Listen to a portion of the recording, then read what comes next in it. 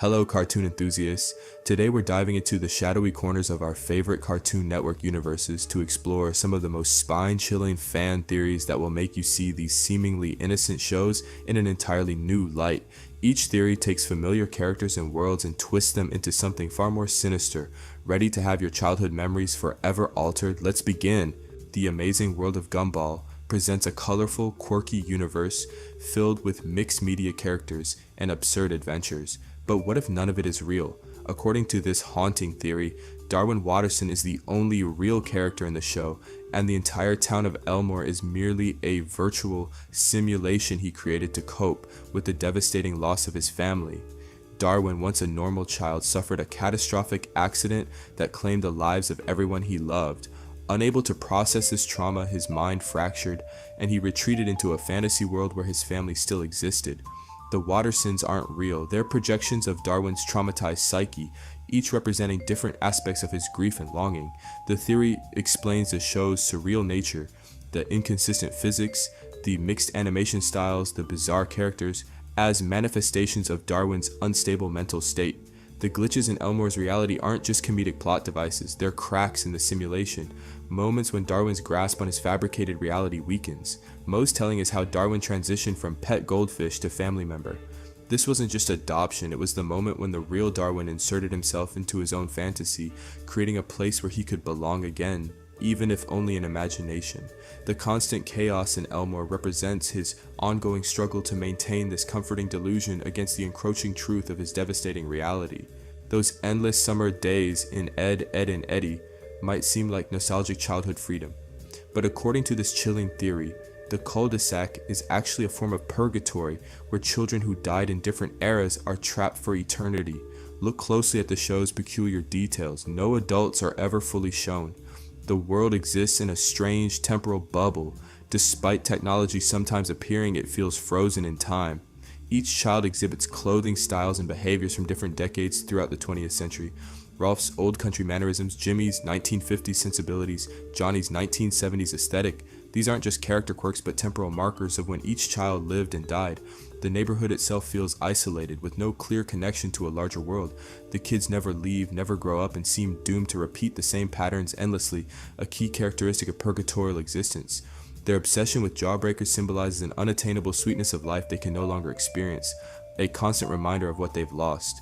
Most disturbing is the suggestion that physical injuries in the show, characters being flattened, burned, or broken apart only to recover instantly, represent the violent ways these children may have died in reality. Ed's strange basement dwelling, Double D's mysterious head wound hidden beneath his hat, Eddy's materialistic desperation all echo trauma from their past lives. The series finale, where they finally escape the cul-de-sac, might represent their long-awaited release from limbo, moving on to whatever awaits beyond their purgatorial neighborhood. The Professor Powerpuff Girls' true villain. We've always accepted Professor Utonium as the benevolent creator of the Powerpuff Girls, but this disturbing theory suggests he's actually the series' true villain, with Mojo Jojo serving as a misunderstood whistleblower trying to expose the truth. Consider the implausibility of the Professor's story. He accidentally created 3 superhuman children through a laboratory mishap. But what kind of legitimate scientist keeps Chemical X, a substance capable of creating sentient life, casually stored in his home laboratory? More suspiciously, why would a single man be attempting to create the perfect little girl in isolation? The troubling implications suggest Utonium was conducting prohibited human experimentation. The theory proposes that the professor was part of a government program creating superhuman weapons, and the girls are the result of illegal experiments on human children. Their artificially implanted memories of being created from sugar, spice, and everything nice mask a more horrific origin. Their extraordinary powers resulted from chemical enhancement of kidnapped children with their memories altered to ensure loyalty. Mojo Jojo, presented as the primary antagonist, was actually the professor's former assistant who discovered the truth. His enlarged brain, result of Chemical X exposure, gave him intelligence to understand the horror of Utonium's work. His repeated attempts to destroy the girls might actually be misrepresented efforts to free them from mind control and expose Utonium's crimes. The mayor's childlike incompetence and Miss Bellum's hidden face represent a corrupt system complicit in covering up the truth, maintaining the illusion of Townsville as a normal city rather than a testing ground for weaponized children. Ben 10 appears to be the adventure of a boy who discovers an alien device that lets him transform into different heroes. However, this sinister theory flips the entire premise. Ben Tennyson isn't wielding the Omnitrix, he's been possessed by it. According to this theory, the real Ben Tennyson ceased to exist the moment the watch attached to his wrist. What we're watching isn't a boy transforming into aliens, but aliens taking turns possessing a human host body. The Omnitrix isn't a tool, it's a parasitic hive mind that captured a perfect human specimen to infiltrate Earth. The evidence?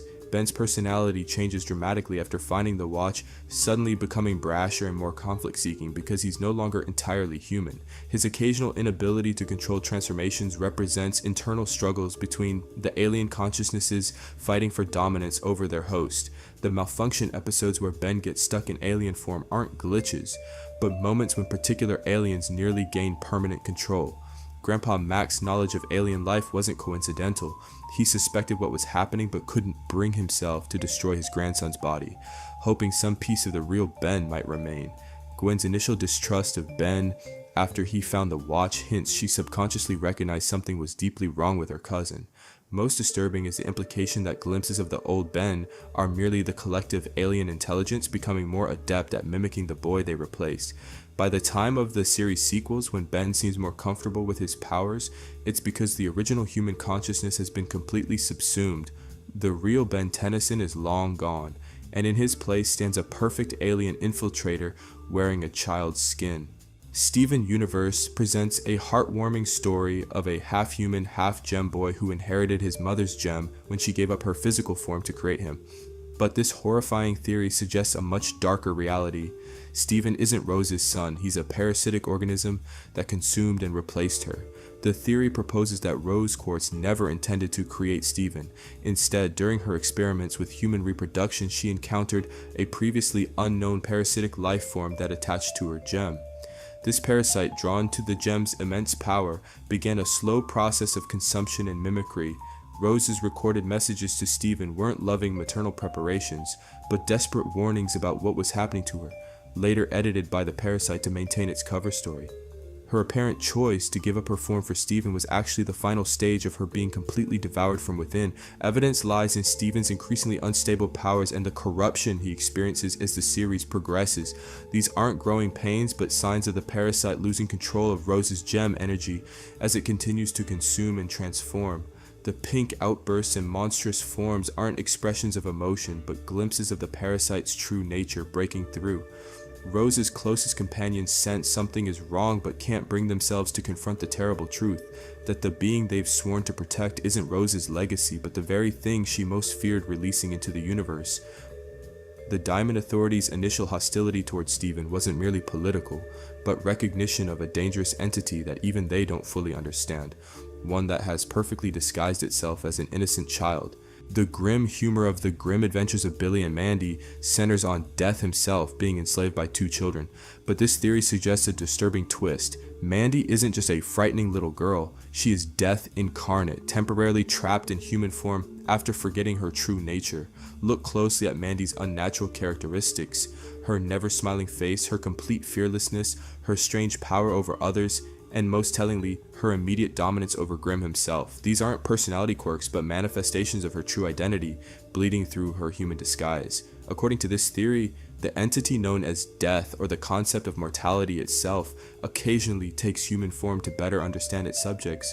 During one such incarnation, something went wrong, perhaps a trap set by supernatural entities tired of Death's harvest, resulting in Death losing memory of its true self and becoming trapped in the form of a young girl. Grimm isn't Mandy's servant, but her former physical manifestation.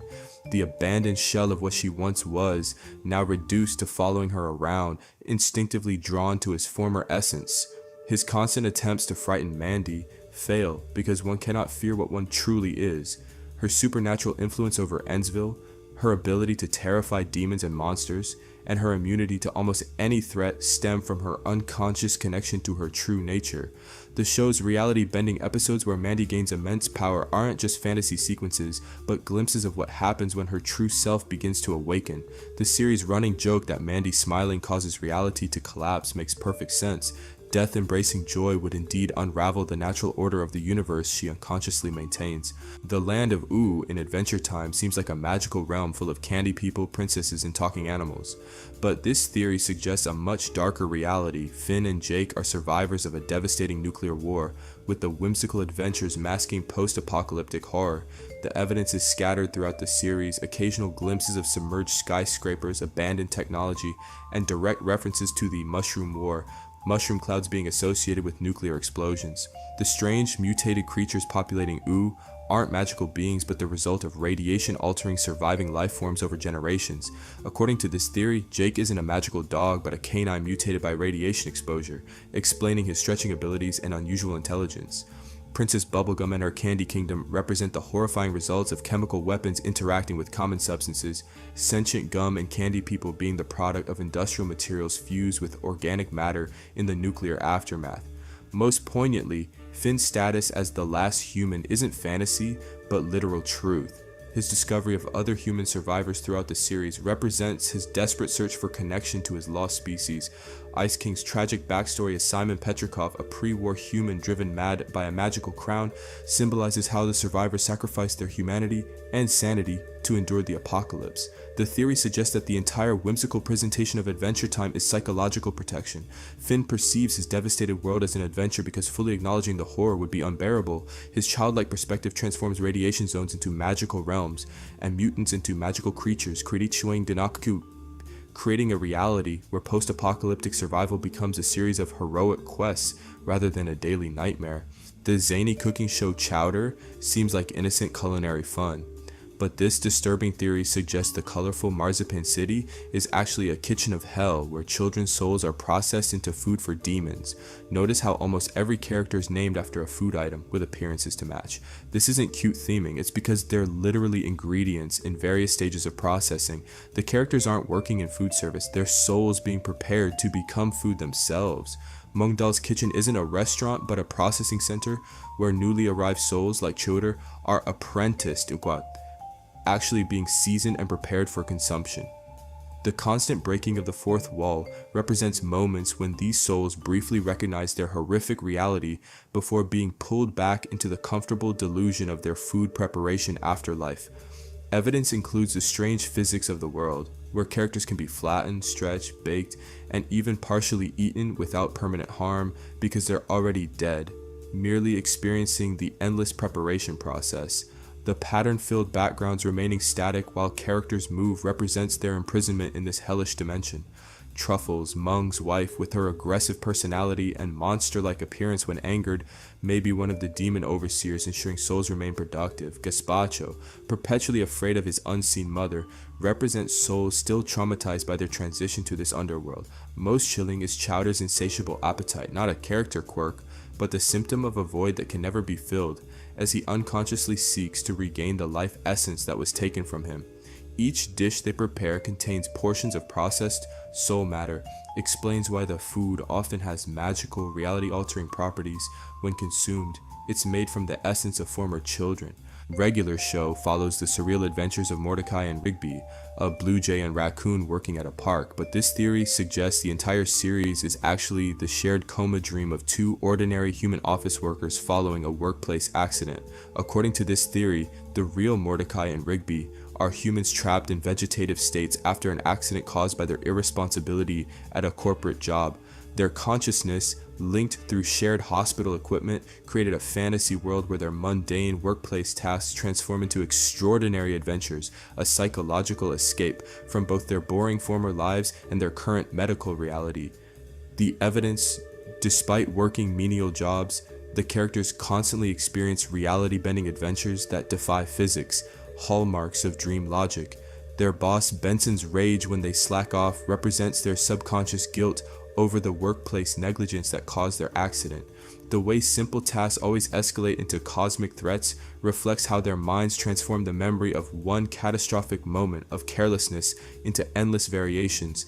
The anthropomorphic characters represent people from their real lives, like Skips, the immortal Yeti who solves everything, might be their doctor working tirelessly to revive them. Pop's, childlike despite his elderly appearance, could be a kind elderly patient in the same ward, whose brainwaves occasionally merge with their shared dream. Most telling are the moments when reality briefly normalizes in the show, offering glimpses of a more mundane world. These represent moments when medical interventions briefly bring them closer to consciousness. The 80s style technology and references throughout the series aren't random but reflect the era when the real men were last fully conscious. The series finale, which shows future versions of the characters, might represent their final acceptance of their fate, creating a complete fantasy of having lived full lives rather than remaining forever suspended between life and death. The Clarence presents the cheerful adventures of an optimistic boy navigating childhood. But this unnerving theory suggests Clarence isn't a human child at all, but an alien entity studying humanity through immersive disguise. According to this theory, what appears to be Clarence's unusual perspective and social awkwardness isn't innocent childhood enthusiasm, but an extraterrestrial intelligence imperfectly mimicking human behavior. His extreme curiosity about mundane aspects of human life, things other children take for granted, betrays his status as an outside observer. Evidence includes Clarence's unusual appearance compared to other characters, his simplified features and body shape representing an alien approximation of human form. His seemingly boundless energy and resilience suggest non-human physiology operating beneath a convincing disguise. His oddly profound statements amidst childish behavior represent moments when the alien intelligence accidentally reveals its more advanced understanding. Sumo and Jeff, Clarence's friends, were specifically chosen as study subjects representing contrasting human developmental patterns, Jeff's rigid rule following and Sumo's instinct-driven behavior providing valuable data points on human socialization. Clarence's obsession with bringing them together represents experimental conditions designed to observe human relationship formation. Clarence's family situation, living with his mother and her boyfriend, was selected to study human mating behaviors and family restructuring. His apparent obliviousness to social norms isn't innocence, but calculated experimentation to document human reactions to behavioral variance. The show's setting in the unremarkable town of Aberdale represents an ideal control environment for studying average human specimens away from atypical urban influences. Each episode documents a different aspect of human behavior, from resource acquisition, money, to mating rituals, romance, to conflict resolution, creating a comprehensive study of humanity conducted by an entity wearing the perfect disguise, a child whose strange behavior everyone dismisses as simple immaturity.